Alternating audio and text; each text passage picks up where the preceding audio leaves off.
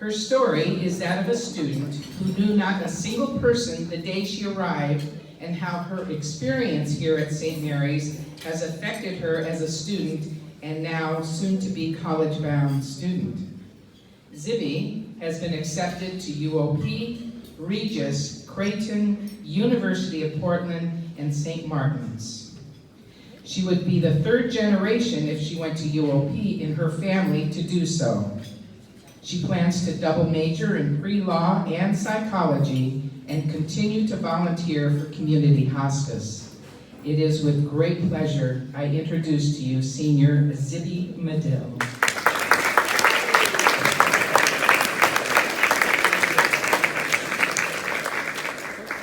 Thank you. Hello, my name is Elizabeth Medill.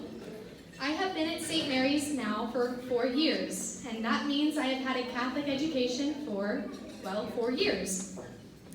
When I was asked to deliver a speech about how Catholic education affected me by Miss Smith, our incredible principal, I honestly thought she called in the wrong person. But Miss Smith is never wrong.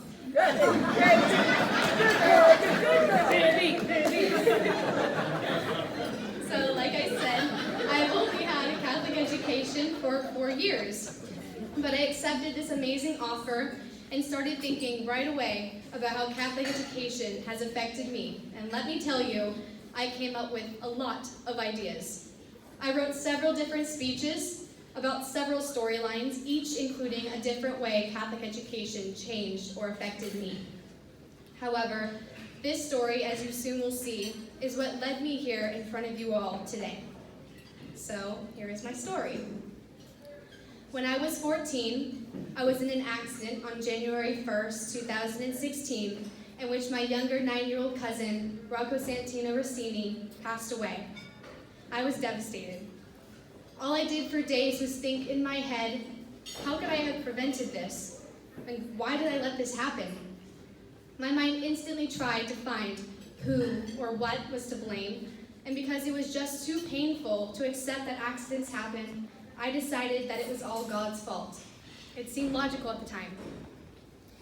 Growing up, I was taught that God has a plan and that everything happens is for a reason.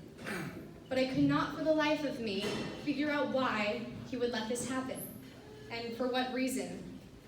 So I denied God. I started telling myself he was not real because the God I knew would not do this. Time passes, and I continue to block out my pain and continue to push away my faith in God. Until one day, I was in Mr. Brem's religion class, freshman year.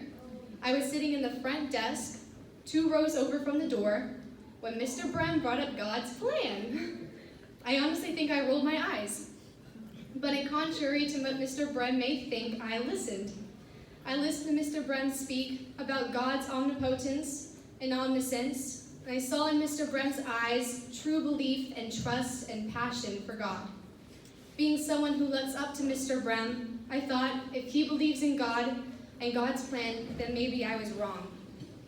This small ray of hope let in just enough light for my old self to see what was happening to me.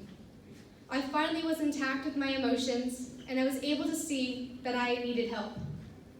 A couple days later, I told my parents I needed help, and they got me a therapist and a psychiatrist, and I was diagnosed with depression. A couple months after that, I went to a community hospice-ran grieving camp called Camp Aaron that evoked my passion for community service. I started giving speeches and fundraising for community hospice, trying to give back to a foundation that gives so much. So far, I have raised over $105,000 for community hospice, and I don't plan on stopping anytime soon.